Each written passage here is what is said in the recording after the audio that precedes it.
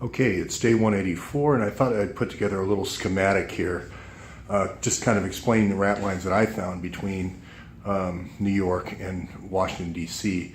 In green, I have basically money moving, so I'll drill down on that, but that's basically the money side of the equation, which typically is separated from the blue down here, which is the people side of the equation. And again, you can't put out a sign saying, drug dealership here, so you need to have these front organizations. And then in red over there, I've got the enforcement side of this because it is illegal activities. You do have to have enforcement. You just can't go to the police and say, oh, by the way, we provided drugs to this person. They didn't pay for them. Would you go collect? So let me look at the top here. The top here is you're going to have a charity usually. Large amounts of money in Arkansas is the Arkansas Development Finance Authority. It's not focused very well. Or a mosque, or it used to be the Catholic Church. Some other kind of large charity where large movements of money aren't questioned. It could be the Vatican at $1 billion a day, or a smaller group, where it's more like just $100 million a day.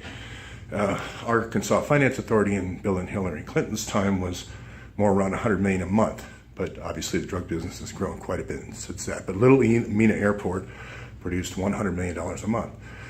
The next level is kind of a mortgage company. It's kind of a bundler, if you will. $400,000 or $500,000 coming and going isn't a big deal. And then, as I mentioned before, more at the retail level, the McDonald's level, you've got car dealers. And $50,000, $60,000, up to $100,000 isn't usually questioned. And this allows you to bring people also into the country. So if you don't have your rat line established, through the mortgage company, you can start people out, with jobs there. Quickly in a car dealership scenario, you can start them out as limo drivers. They can drive the cars that aren't being sold as cabs, as Ubers, or limos. The reason why you want to get to limos, though, you don't want cab drivers forever, because these are really your retail sales channels. When you party, you have drugs, you're going to want those girls, you're going to want, all those things, potentially children. So you're going to want all those things to be marketed. So that's really why you want to really grow this, upscale this from just cab drivers up to limo drivers. And this is, again, the people movement side of things. Then, of course, here's where you're going to have your victims. These are going to be your girls that you're going to be bringing from New York. Shannon Gilbert was the one that they brought out they used to bring out to Suffolk County for those parties and so forth. If there's a problem, you'll bring in enforcement. If the mother puts up a stink, you bring in enforcement on that person. But again, if you're trying to compromise government executives, bank officials, politicians, generals, and so forth, you want to get into the child trafficking as quickly as possible, because the films here of this kind of activity are much more valuable than more adults. And then finally, if you can, get into the pain clinic business, which is some of the businesses we found.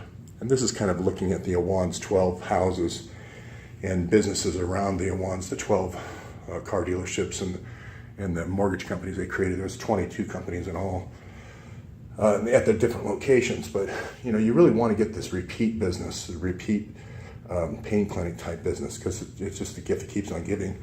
These parties over here, and the revenue stream's a little unpredictable. This is very predictable business. And occasionally things go wrong. For instance, at the mosque in Virginia, a car dealer there put up some kind of stink, some kind of fight. I think he wanted money from a bead, Awan. And what do? You call up Mahmood. Typically the cover for your enforcers or some kind of transportation service, moving service, that kind of thing. You call up Mahmood. Mahmood goes down to the El Salvadorian embassy, picks up two MS-13 kids, or it could be La Raza, it could be Bloods, could be Crips, but you need somebody to kill the killer. Then you go over here.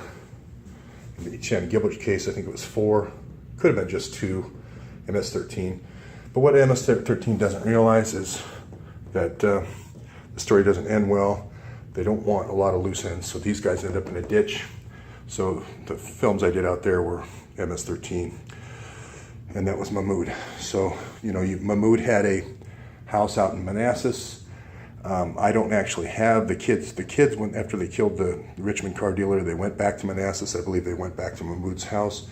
But obviously, I'm not law enforcement. I don't have a search warrant. I can't go look for evidence in that. But I hope that helps as far as the hierarchy of the rat lines.